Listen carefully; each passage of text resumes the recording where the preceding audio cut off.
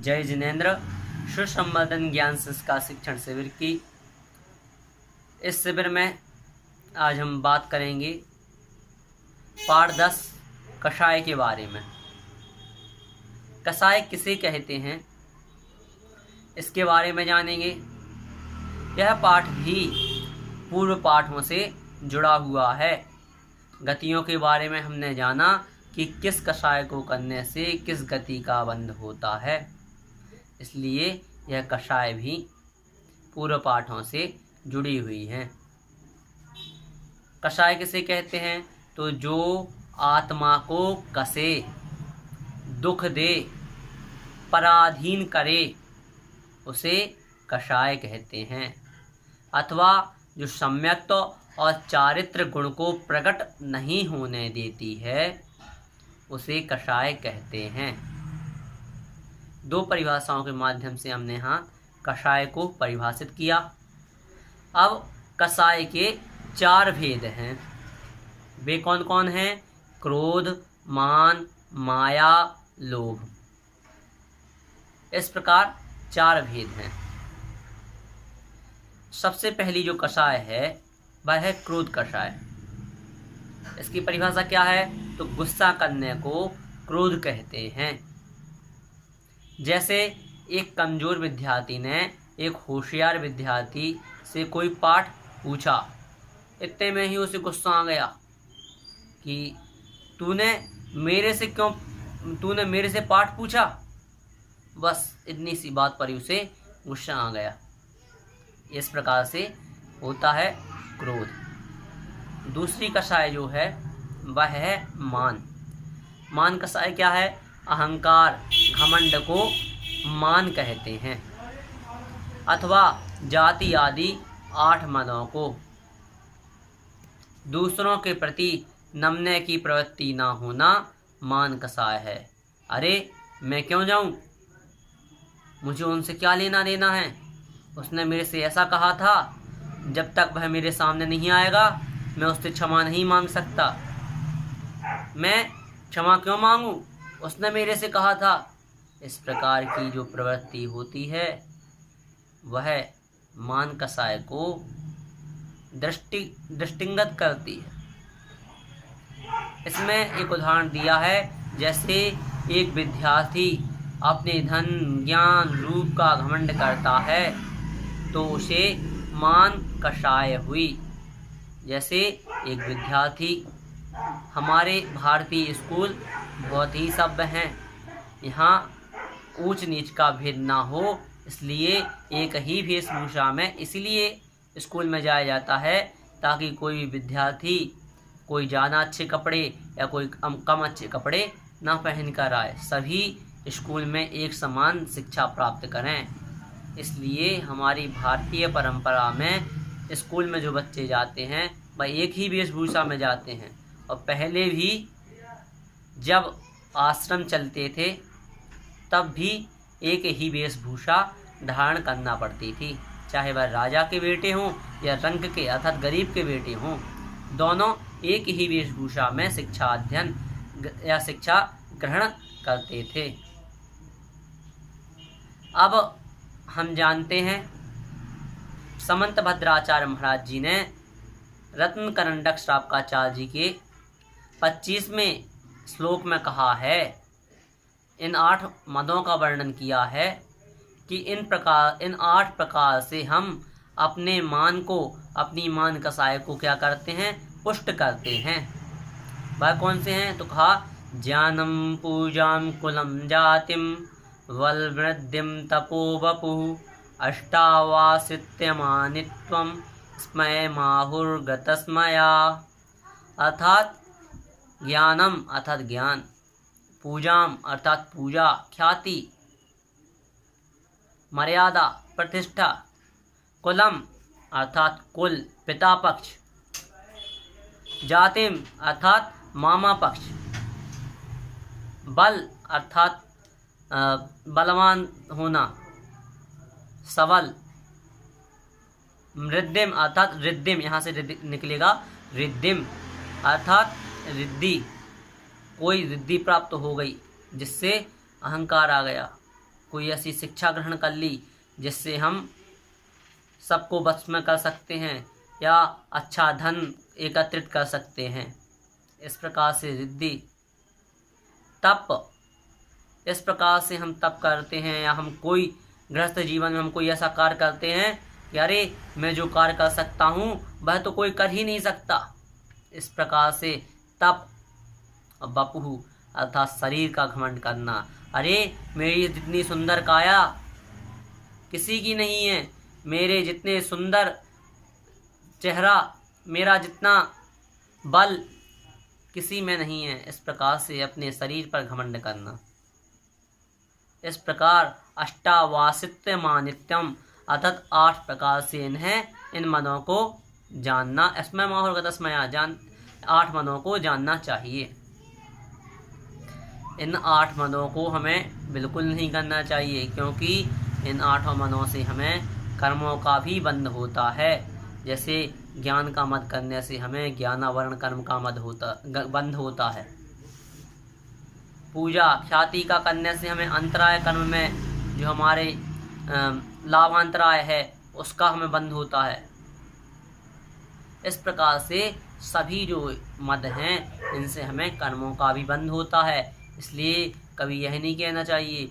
और सबसे अच्छी बात यह है, ना तो भविष्य को देखो ना भूत को देखो, अपने वर्तमान को देखो।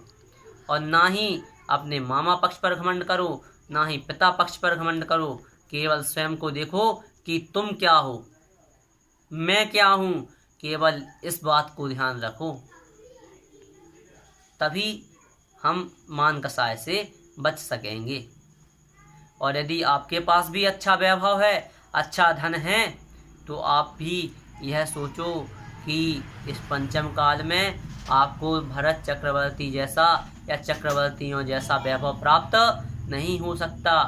6 खंडों के अधिपति आर्य क्षेत्र और 5 जो मिलेच्छ खंड हैं, उन 5 मिलेच्छ खंड और 1 आर्य खंड के स्वामी, ऐसे 6 खंडों के स्वामी जिनके पास कोड़ी 18 घोड़े अर्थात 18 करोड़ घोड़े, 84 लाख हाथी, 9 निधियां आदि सब कुछ था, परंतु फिर भी उनने यह सब धूल समझकर संपूर्ण रूप से त्याग कर दी। अरे जब उन्हें घमंड नहीं हुआ तो मैं घमंड कैसे करूं। तो सब कुछ होते हुए भी अपने में समता परिणाम धारण करना, यह क्या है। इससे हम क्या करें, मान कसाय से बच सकते हैं। इसलिए हमें इस प्रकार की धारणा बनाना चाहिए। अब तीसरी आती है माया कषाय। इसकी परिभाषा है छल कपट करने को माया कहते हैं। जैसे कोई खिलाड़ी विद्यार्थी सदा खेलता रहता है, किंतु गुरुजी के सामने आने पर उन्हें धोखा देता है, बिल्कुल शांत मुद्रा में बैठ जाता है। जैसे कोई गुरुजी आए, वह एक शरारती बच्चा है, वह बहुत शरारत कर रहा था, परंतु जैसे ही गुरुजी आए और वह जाकर बेंच पर एक स्थान पर बैठ गया और बिल्कुल भोरा बनकर बैठ गया। गुरुजी कहने लगे, बहुत बढ़िया, तुम तो बहुत शांत हो। और जैसे ही गुरुजी गए, गुरुजी के पीछे से वह फिर अटखेलियाँ करने लगा। तो इस प्रकार की जो प्रवृत्ति होती है, बालकवत जो प्रवृत्ति होती है, वह मायाचारी है। उस मायाचारी को हमें पुष्ट नहीं होना चाहिए, ना ही अंतरंग में, और बहिरंग में तो कभी करना ही नहीं चाहिए। क्योंकि बहिरंग में यदि हम करेंगे तो सांसारिक अवस्था में ही हमें, अथवा जो वर्तमान हमारी स्थिति है, वर्तमान जो गति है, इसी गति में हमें दुख होगा। इसलिए बहिरंग तो बिल्कुल ना करें, अंतरंग को भी इस प्रकार से संभालें कि हमारे अंतरंग में भी किसी के प्रति कुछ गलत करने के या किसी से मायाचारी करने के किसी प्रकार से भी विचार आवे। अब लोभ किसे कहते हैं इसे समझते हैं। तो लालच या तृष्णा को लोभ कषाय कहते हैं। जैसे एक विद्यार्थी बहुत सारी वस्तुओं को एकत्रित करता है तो उसके लोभ कषाय हुई। इसीलिए तो हमारे मुनिराज सभी श्रावकों से कहते हैं कि अपनी एक मर्यादा करो, प्रत्येक वस्तु की एक मर्यादा बांधो। यदि आप भोजन करते हैं और यदि आपने भोजन किया, जैसे कोई मनुष्य बार बार भोजन करता है तो वह नियम ले ले कि मैं केवल 2 बार ही भोजन करूँगा। श्रावक के लिए 2 बार ही भोजन बताया है, क्योंकि कहा है 1 बार खाए सो योगी, 2 बार खाए सो भोगी, 3 बार खाए सो रोगी और 4 बार खाए सो जल्दी मृत्यु होगी। इसलिए भोजन का भी एक क्राइटेरिया होता है, उस क्राइटेरिया को ध्यान में रखकर हमें कार्य करना चाहिए, नहीं तो हम भी पशुवत अर्थात जिस प्रकार से यह जानवर होते हैं उसी प्रकार से हम यदि बार बार भक्षण करेंगे तो हम भी उन्हीं की श्रेणी में माने जाएंगे। तो मुनिराज क्या कहते हैं कि आपके पास यदि 100 जोड़ी कपड़े हैं तो आप उनमें भी एक क्या करो, एक सीमा मान लो कि हम केवल 25 जोड़ी कपड़े रखेंगे, 20 जोड़ी रखेंगे, 10 जोड़ी रखेंगे। हम अपने पास एक ही गाड़ी रखेंगे, एक ही बंगलो रखेंगे, 1 करोड़ तक की हम अपने पास राशि रखेंगे, बैंक बैलेंस रखेंगे। तो इस प्रकार से हम अपने जीवन में क्या कर सकते हैं, संयम धारण करके इस लोभ कषाय से बच सकते हैं। और इसी प्रकार से यदि हम सब कषायों को कृष करेंगे तो एक दिन जरूर हम अपनी आत्मा को एक सही दिशा दे पाएंगे। और सही दिशा देने के लिए आवश्यक है कि इन कषायों से बचें। यदि इन कषायों से नहीं बच पाए तो हमारा जीवन, यह मनुष्य जीवन निरर्थक है। अब किस कषाय की कहाँ प्राथमिकता है, इसको गतियों के अनुसार लगाकर यहाँ बताया जा रहा है।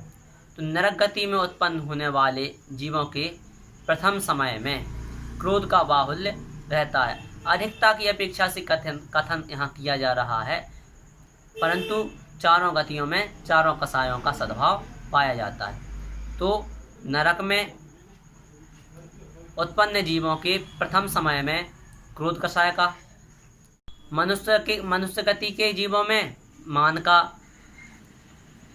त्रैंच गति के जीवों में माया का और देव गति के जीवों में लोभ का बाहुल्य पाया जाता है। इसीलिए हमें मनुष्य गति में मान का बाहुल्य बताया गया है, इस मान कषाय से बचना चाहिए। अब यहाँ बताया जा रहा है इन कषायों को यदि हम करते हैं तो इससे हानि क्या है। तो कहा कषाय से आत्मा का पतन, कर्म का बंध, पापों में प्रवृत्ति, अपयश और दुख होता है। हम देखते हैं क्रोध करने वाले किस प्रकार से दुखी होते हैं, तुरंत जो जवाब दे देते हैं क्रोध में आकर, वह बाद में बहुत पछतावा करते हैं। इसी प्रकार जो मान करते हैं, अभिमान करते हैं, और जिस दिन उनका घमंड चूर होता है उस दिन वह अपने आप में बहुत ही लज्जित महसूस करते हैं। इसी प्रकार मायाचारी करने वाला जिस दिन जागृत अवस्था में आ जाता है, जिस दिन उसके साथ मायाचारी होती है, उसके साथ छल कपट होता है, उस दिन वह समझ जाता है कि मुझे ऐसा नहीं करना चाहिए था। इसी प्रकार लोभ करने वाला व्यक्ति भी जब यह समझ जाता है कि यह धन मेरे किसी कार्य का नहीं है। अभी देखो किस प्रकार से जब कोरोना महामारी यह चली तो विदेशों में यहाँ के लोग ठीक नहीं हो पा रहे थे, उन्होंने रुपयों को सड़कों पर फेंक दिया, कहा वे मेरे किस काम के हैं। तो उन्हें जब पता चलता है कि ये पैसे किसी काम के नहीं हैं, ये जो लोभ है, जो बाहरी संपदा है, वैभव है, दिखावा है, यह किसी काम का नहीं है। एक दिन जरूर जाना है। अच्छे अच्छे सम्राटों ने, सिकंदर जैसे सम्राट जिसने भारत पर अपना आधिपत्य जमाया और वह भी जब मरा तो उसके दोनों हाथों में कुछ भी नहीं था। उसने अपनी अंतिम इच्छा जाहिर की थी कि जब भी मैं मरूं तो मेरे दोनों हाथ मेरे शव से बाहर निकालकर मेरी शव यात्रा निकाली जाए। उसका मतलब यह था कि जब सिकंदर जैसा मैं महान सम्राट अपने साथ कुछ ना ले जा सका तो फिर मैं नहीं समझता कि कोई अन्य कुछ ले जा सकता है। इसलिए हमें समझना है कि हमें यह कषायें नहीं करना है, क्योंकि ये सभी कषायें दुख देने वाली हैं। हमारे पास चारों ही कषायें हैं, इसलिए हमें इन कषायों को त्याग कर अथवा क्रमित रूप से इन्हें धीरे धीरे कम करना चाहिए। इससे हमारी आत्मा का कल्याण होगा। आपको यदि कोई जिज्ञासा है तो आप हमें अवश्य सूचित करें। आपको आपकी जिज्ञासा का समाधान हम अपनी शक्ति अनुसार अवश्य करेंगे। जय जिनेंद्र।